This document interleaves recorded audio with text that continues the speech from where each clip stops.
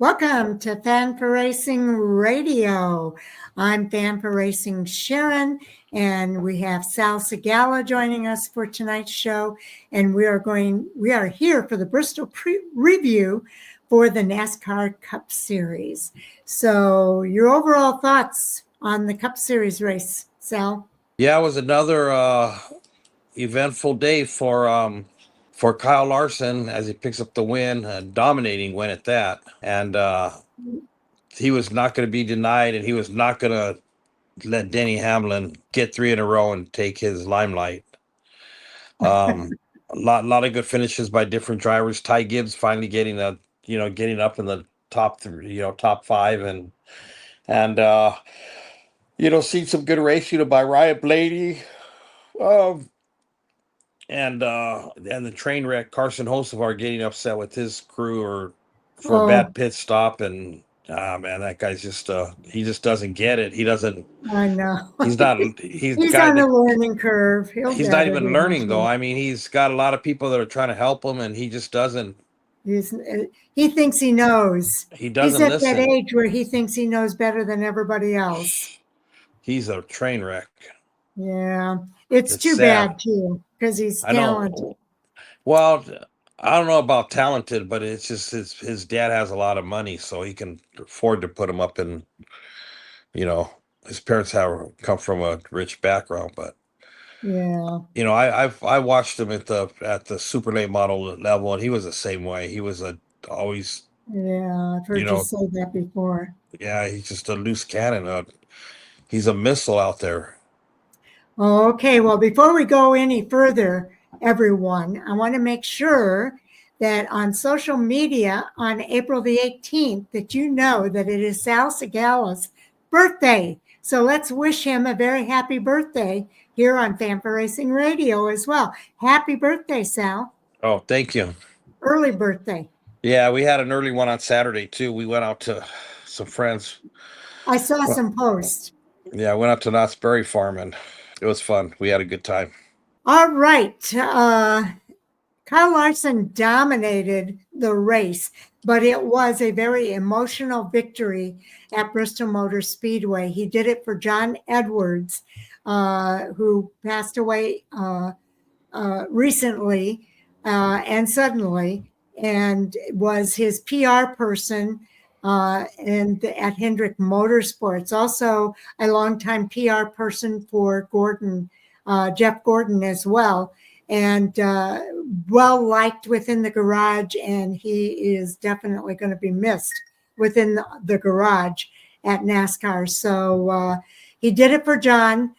For the second straight day at Bristol Motor Speedway, Kyle Larson dominated the NASCAR race and dedicated the victory to his friend and PR representative, John Edwards. Now, John Edwards, by the way, Kyle Larson mentioned that he and John Edwards took a trip together to Dubai, and it was a getting to know you kind of trip when he first became his PR rep. And he said he'll never forget it. They had a really good time. John Edwards, as we mentioned, passed away suddenly during the week leading up to the race weekend at Bristol Motor Speedway.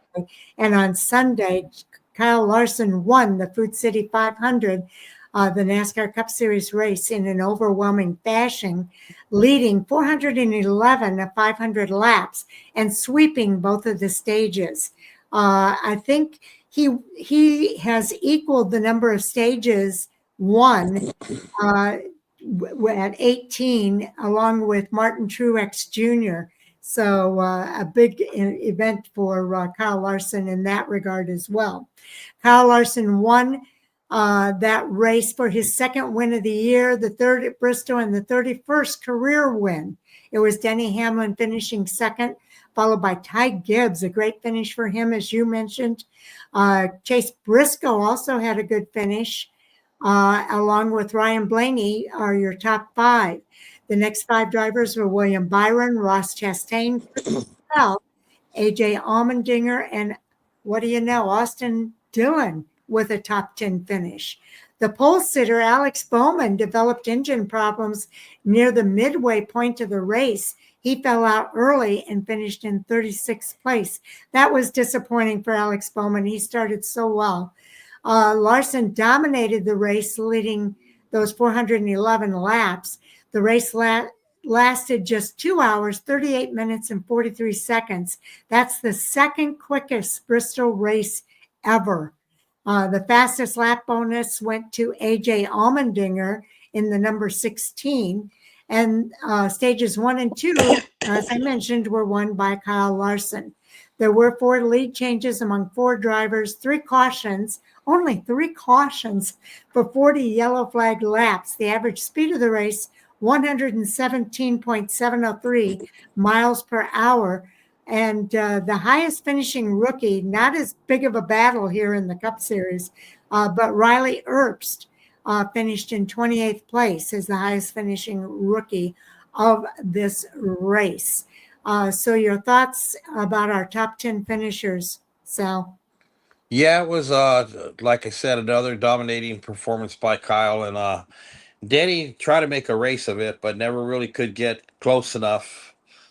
Especially in the closing laps. When they're coming through traffic, Kyle just really made his way through. Congrats on another winning two of three, and still getting the second place finish in the trucks. Yes. Like we said, Ty Gibbs getting that third place finish, Chase Briscoe fourth. Then when you go back down the board, and gosh, like you said, the highest finishing rookie, which we thought would have been higher than that, but there's only 2 rookies anyways, which is Riley and Shane Van Gisbergen, 28th.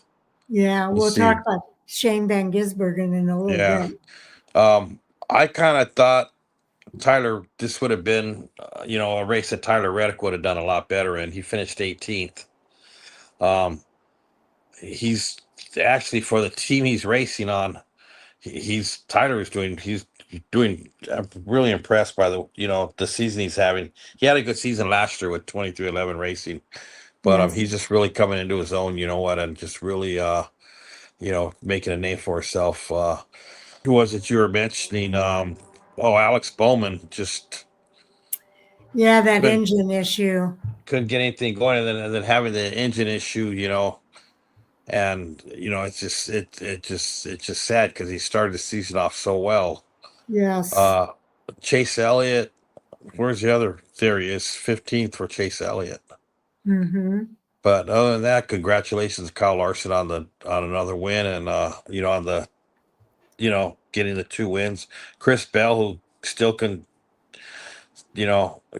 to be a threat, finished 8th, and that's really the only other driver. Kyle Busch, 14th. Gosh, I hope he gets a win this year. Brad Keselowski finishing 16th. You can start looking at the what you call veterans now. Yeah. Veterans. Michael McDowell is considered a veteran. Yeah. Daniel Suarez even could consider himself a veteran. Yeah. Finished 33rd. But you look more at Denny Hamlin as a veteran. There were a lot of pit road issues for some of these drivers too. Yeah, speeding, and then a couple nuts Yeah, falling the off wet again. tire rolling down the Yeah, a and couple of pits. I mean, actually, and even Ricky Stenhouse could even be considered a A good veteran. one. Yeah, Absolutely. Joey Logano, these guys have all been around a long time. Yeah, I'm going to ask you about Joey Logano before we leave today. Josh Bilicki was out on lap 183 due to an electrical issue. Suspension issues for Shane Van Gisbergen. He was out on lap 208. Lap 343, it was an engine issue for Alex Bowman. We've referenced that. Those are the only 3 drivers with mechanical problems at the track. So there were 36 drivers finishing the race, but the drivers that finished all 500 laps of this race, would you think it would be 8 drivers? Only 8 drivers finished all 500 laps now. Back in the day, I don't even know if it was even less than that. Yeah, it used to be even less than that. You're Yeah, it right. used to be less than that. So I mean, it's actually 8. It seemed like it was more than that, but that's pretty scary. That's pretty significant. Any other thoughts before we go to the points? No, that's really about it. Okay, let's go ahead and cover the points report. The gap is closing for William Byron. Now he's only up by 30 points. So William Byron is leading the points with one race win, 3 stage wins, and 8 playoff points. Second is Denny Hamlin with 2 race wins, 2 stage wins, and 12 playoff points. And then third is Christopher Bell with 3 race wins, 1 stage win, and 16 playoff points. And then fourth spot, we have Kyle Larson, who picked up his second win of the season. 4 stage wins, 14 stage playoff points. And then from there, we go to Chase Elliott in the 5th, Ryan Blaney in 6th, Tyler Reddick 7th, and Bubba Wallace rounds out the top 8. And then from there, we go ninth would be Joey Logano, 10th, Alex Bowman, 11th, Ross Chastain, 12th, Chris Buescher, 13th, Chase Briscoe, 14th, Ryan Preece, Kyle Busch, 15th, and AJ Allmendinger in the number 16 spot. Yeah, there were no ties this week, but 1 point separate Joey Logano and Alex Bowman. Can you imagine if Alex Bowman had not had that engine failure? He might have been able to pick up 1 point on Joey Logano. It's really amazing. Chris Bell, of course, jumps to the top of the line when the playoffs begin with his 3 wins. He has the most of any driver, and I'm sure that's why Denny Hamlin wanted to get that triple this week. Oh yeah, he really wanted that triple, but or not Denny Hamlin, Kyle Larson. No, it's Denny Hamlin that wanted the triple. Oh yeah, Denny Hamlin wanted, different triples. Denny Hamlin wanted his 3rd consecutive win, Yeah, but his Kyle third Larson consecutive win, wanted to win all 3 of the other races. Yeah. Okay, gotcha. Okay, so any other thoughts there? No, that's it. Who's our highest rookie right now is Shane Bang. No, wait a second. it's Riley Herbst, 33rd in points. Wow, Noah Gragson is right there at 32nd in points. Yeah, and Shane Van Gisbergen is right behind him. Yeah. So really interesting what's going on in the NASCAR Cup Series. Okay, as we think about what's coming soon here at Fan for Racing Radio, we've completed all of our review shows. On Thursday and Fridays, Jay and I will do the preview shows for the upcoming weekend. But tonight at 9 o'clock Central Time, 10 o'clock Eastern, and 7 o'clock Pacific Time, we'll have our live stream of Hot Topic Sound Off. And here's another hot topic for you to comment on, Sal. What's going on with Joey Logano versus Ryan Blaney at Team Penske? This is the worst we've seen a former last year's champion is really struggling this year, and we're not used to seeing that. What's going on? I don't know. I mean, we seen Joey, and last year Joey and Ryan weren't. There was a part of the season there where they weren't really getting along too well. Gosh, it's just hard to say. I mean, unless you're really down there, to see it. I mean, we see it on the TV, but you notice NASCAR is kind of trying to stay away from it. I think because of the out of respect, for Roger Penske, what he brings, to NASCAR, Yes. they don't want to make something out of it, and it's funny because even the riders hasn't really said anything about it. And I figured they're some of them, starting to. I've seen a few posts about it and people asking the question. They're starting to wonder because it's a head scratcher. No, it is a head scratcher, and I just haven't really seen anything. Yeah, well, we'll have to see what happens as the season progresses. Hopefully, they'll figure it out. And I'm not aware of any changes in his crew. he's been with Paul Wolf for a long time. Maybe it's time for a change. Sometimes crew chiefs can do really good for a team, and then it gets old, and it's time to kind of refresh the group. Yeah, it could. I mean, you never know. You never know. It'll be interesting. I just hope they don't hope they don't do a crew chief swap with Ryan Blaney, because he's doing really good.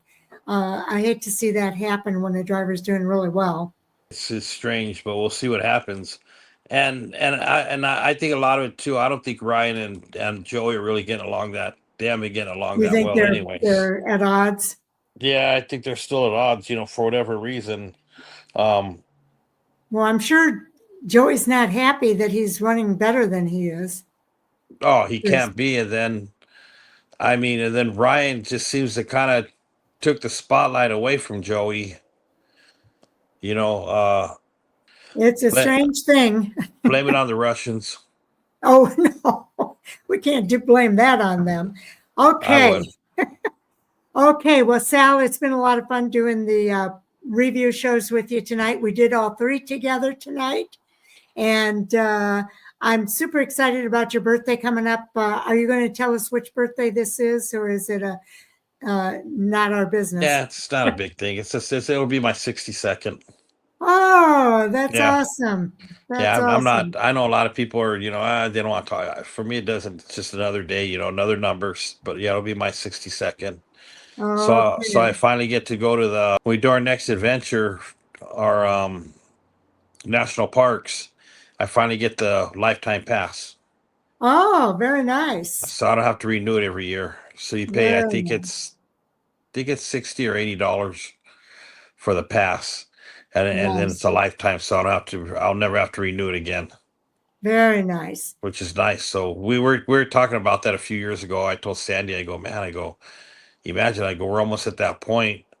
I says to her, we get the lifetime pass. I get the lifetime pass. I go, and then we were talking about it this weekend, and she goes, one more week, you get the pass. I go, I know. I said, so next time, whatever national park we go to, I go, that'll be the last time we ever have to buy one again. Yes. Now, let me ask you, are you going to be at a racetrack? I know it's Easter this weekend, but yeah, I won't be at a racetrack. No racetrack this weekend. I got 2 races I could go to, but I'm going to stay away. Okay. All right, Sal, it's been great. And again, thank you to everybody for tuning in. We always appreciate you taking the time to hear what we have to say, because we have a lot of fun doing this, and we hope you have a lot of fun tuning in as well. So stay tuned for Hot Topic Sound Off, coming at 9 p.m. Central Time, 10 p.m. Eastern, and 7 p.m. Pacific Time. We're looking forward to talking about NASCAR's hottest topics, and we have 4 people on our panel tonight, so that should be a lot of fun. Take care, everybody, and we'll see you on the next video. All right. Good night, everybody.